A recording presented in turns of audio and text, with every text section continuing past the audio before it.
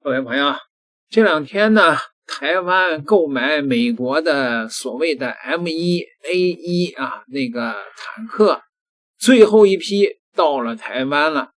有人说不对呀，你不说美国这个把台湾非得这个癞蛤蟆钻出脑白金来，是吧？那给了钱也不能给货呀，为什么这坦克倒是交齐了呢？这叫什么呀？这叫放长线钓大鱼啊！这坦克只是一个诱饵而已，是吧？不是美国不是准备卖给台湾130亿美元的军火吗？台湾这个国民党不是现在拦着吗？说这个我们交的钱你还没货还没交给我们的 F-16战机之类的还没交全呢。怎么现在又要那么多钱啊？我把钱给你了，你给货吗？然后美国的军火商说：“你看看你们那个坦克，我给你交齐了吧？你赶快吧，你把大钱拿过来吧。”好吧。这个那位说，这坦克买的都是什么东西啊？405亿新台币买了美国108台阉割版。就是把最先进的那个什么数据链路之类的全拆掉了，就是花着4代坦克的钱买的是2代的坦克，在战场上只能当移动炮台用。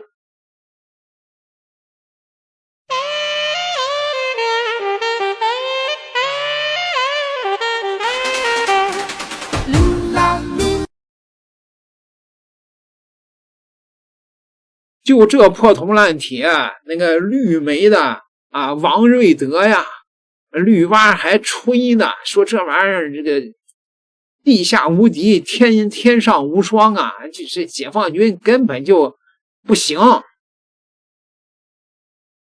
有实战嘛？那除了99A 可以跟它相提并论之外呢，中共的主力坦克964。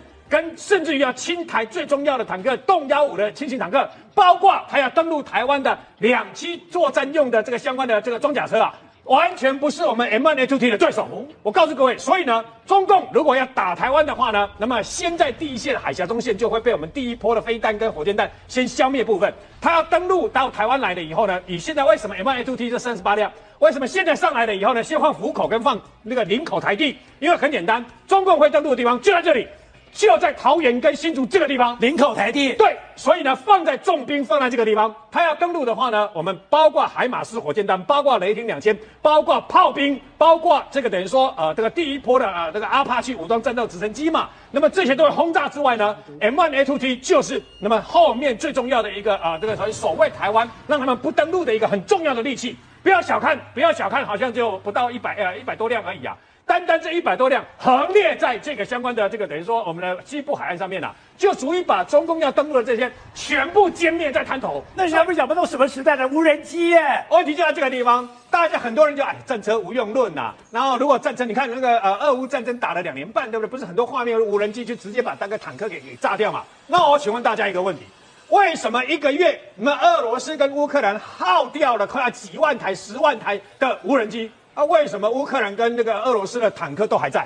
为什么？我问大家一个最简单的问题嘛，为什么包括俄罗斯在内，他要攻打，他要反攻这个，等于说乌克兰还是坦克在前面，也就是坦克这个重家伙，还是你无人机没有办法完全消灭的。那么 M1A2T 它有个好处就是说，它自己本身的防护跟它的火力目前事实上是全世界数1数2最高，连中共的99A 都不是它的对手。那么问题就在这个地方，包括它里面，我们不是常常看到乌克兰战场有一个状况吗？包括用托式飞弹包括用这个标枪飞弹，直接从头顶上的炮塔打下去就殉爆了嘛。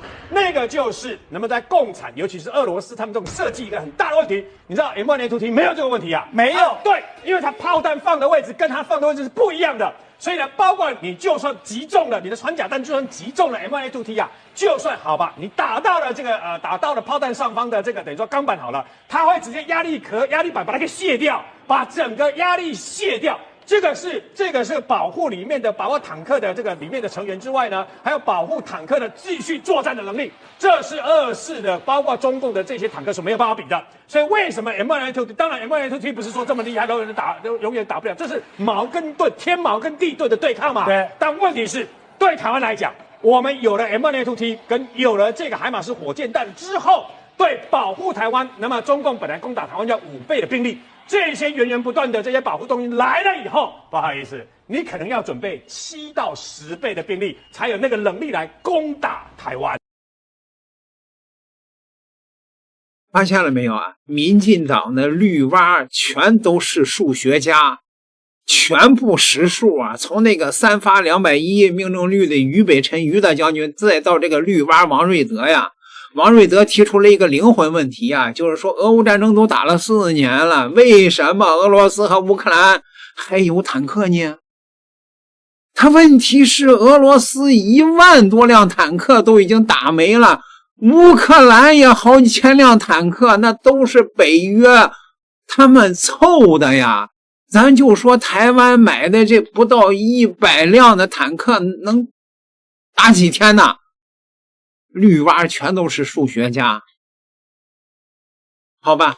那这个好多粉丝就开始问了啊，这批坦克大陆为什么不拦截呢？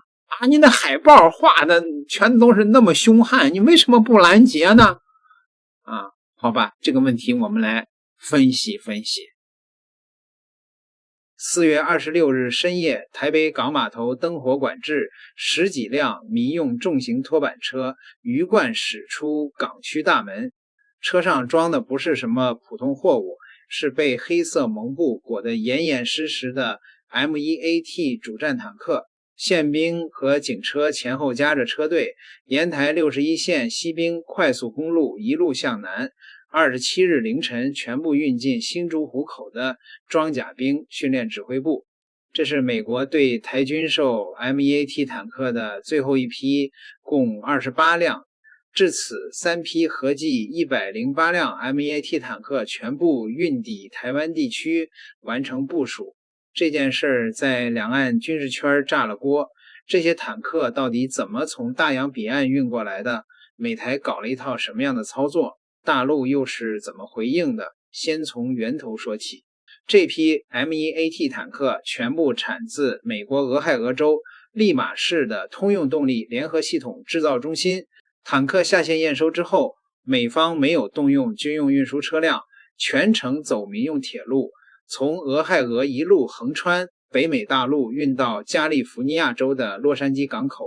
整个过程刻意淡化军事色彩，用的都是民用运输渠道。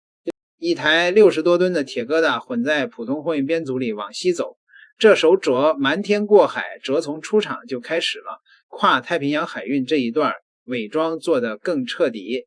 美方原定由阳明海运的皑英明齿号承运，后来改用其他船只。有消息称实际使用的是长荣海运旗下的皑长风齿号集装箱货轮。注意，这是民用商船，不是军舰。每辆坦克先盖上厚厚的黑色蒙布，外面再套2组空集装箱，远远看跟普通货柜没什么两样。报关单据上写的也是拜纵型机械设备，刻意把军品属性模糊掉。这段航程大约6000海里，走北太平洋航线，一趟要10到14天。航线选择也下了功夫，船到了台湾海峡附近，没走高雄港，也没走基隆港。这2个港口太大，人太多，眼睛太杂。美台专门挑了管控更严格、离新竹基地更近的台北港靠岸，就是为了把曝光风险压到最低，抵港之后的转运才是保密的重头戏。台北港提前发布公告，声称反映港区设备保养，全码头与储区机具皆暂停行动，实际上是在为卸货清场。港区拉起封闭线，禁飞无人机，严禁无关人员靠近。坦克上了民用拖板车之后，全程不开灯，低速行驶，黑色蒙布始终不摘。车队从台北港出发，走西滨快速公路直奔新竹湖口，沿途临时交通管制，前后有宪兵和警车护送。堂堂美式轴王牌坦克者进岛，跟做贼一样。3批运输的时间线很清楚，首批38辆于2024年12月15日深夜运抵台北港，16日凌晨完成转运。第2批42辆于2025年7月27日晚间到港28日凌晨0时10分左右驶出港区。最后一批28辆于2026年4月26日夜间抵港，27日凌晨完成交接进驻，3批加起来正好108辆，1辆不差。这套偷偷摸摸的操作本身就很能说明问题。如果美台觉得自己理直气壮、光明正大走军用运输渠道就是了，何必搞得跟地下交易似的？民用商船打掩护，假报关单，半夜卸货，全程蒙布，每一步都在躲躲藏藏，足以证明他们自己心里有数。这事儿上不了台面。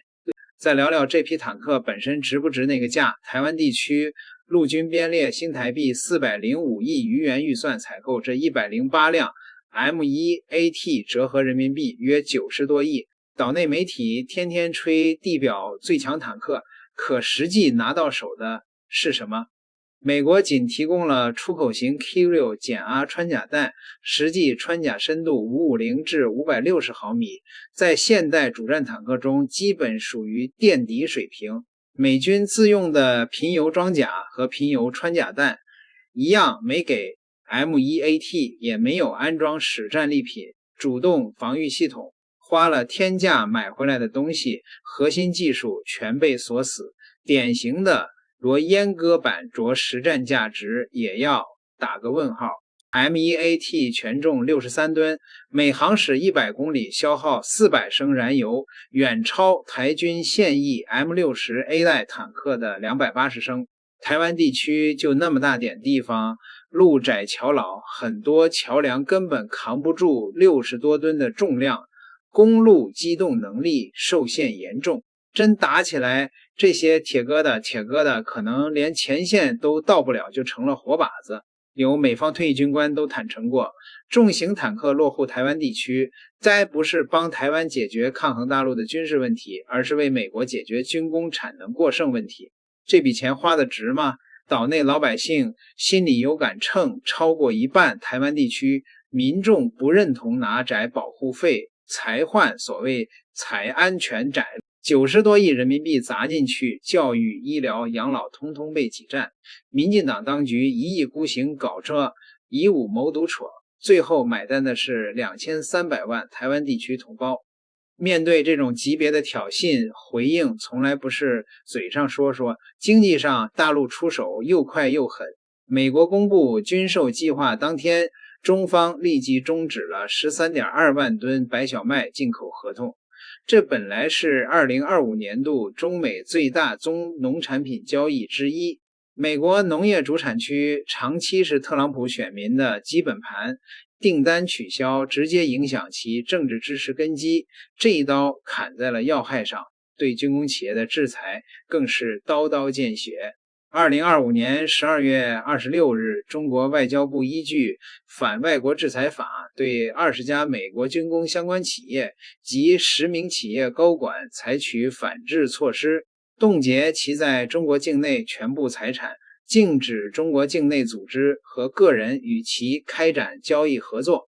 被制裁的企业包括诺斯罗普、格鲁曼、L3、哈里斯、博音盛、路易斯分公司等。你靠对台军售赚钱，我就让你在中国市场1分钱也拿不到。军事层面的回应更加直截了当。2025年12月29日上午，东部战区组织陆海空及火箭军等兵力在台湾海峡台岛北部、西南、东南以东5个方向展开正义使命负2025演习，这是2022年以来7次环台军演中首次加入实弹射击项目。演训区域突破了台湾地区划设的12海里线。解放军无人机拍摄的台北101大厦俯瞰画面随后公开发布，演习区域距台岛最近处压缩至9公里以内。还有一个细节很关键，中国海警局发布了主题海报《恶猴》，画面中海警舰艇编队和直升机对台岛周边关键航路实施立体封控，其中出现了海警舰船对载有海马斯火箭炮的长荣集团货轮实施拦截的场景。这个信号再清楚不过了，你们用什么船运走什么路线，全在掌握之中。必要时，大陆完全能够运用海警等着准军事力量，躲对驶往台湾地区各港口的商船、货轮依法实施登船临检和货物查扣。中国外交部发言人也就最后一批坦克抵台做了明确表态，说无论向台湾卖多少先进武器，都阻挡不了中国终将统一，也必将统一的历史大势。中方将采取一切必要措施维护国家主权和领土完整。在国防部发言人同样指出，民进党当局蓄谋把台岛变成战场，妄图摘以武谋独宰，以武拒统宰，完全不自量力。解放军将全面加强练兵备战，坚决粉碎带台独抓分裂图谋和外部势力干涉。108辆着阉割版着坦克改变不了什么。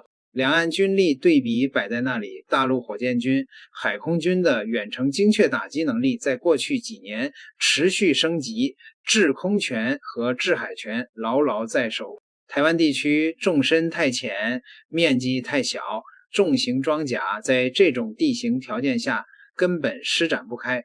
一旦局势生变，这些坦克从港口到基地的每一条路线，大陆老如指掌。美台这套偷运坦克爪的把戏从头到尾透着心虚。美国想捉以台制华，民进党当局想捉以武拒统捉，两头的算盘拨得再响，也改变不了一个基本事实：世界上只有一个中国。台湾是中国领土不可分割的一部分，外交、经济、军事，我们手里的牌够多，出牌的节奏也从来没有乱过。这些坦克说实在的，对于解放军来讲的话，无关紧要，根毛都不算啊。那么这个邱毅啊就说了，你这些坦克啊，能保住赖清德的狗头吗？是吧？那赖清德你还准备用这些坦克啊来保命，那你不是做梦呢吗？赖清德望穿秋水，终于等到跟美国购买的108辆 M1A2T 的主战坦克全数的已经到了台湾。赖清德非常的高兴，他认为这个是他反解放军斩首行动最有效的利器。可是赖清德恐怕要失望了。我来提出几点让赖清德泄气。第一点啊，这个主战坦克一辆70吨，所以它很适合在沙漠作战。可是台湾的地形结构，台湾桥梁的负载力根本没有办法负荷。好，第二个，这个主战坦克它是美国销台的版本，那比美军自用的版本要差了好多级，当然战力打了很多折扣。第三个，这一种主战坦克又叫油老虎，它吃油很多，它的耗油极重，所以一旦你的后勤补给不上，它很可能半路因为缺油料，它就走不动了。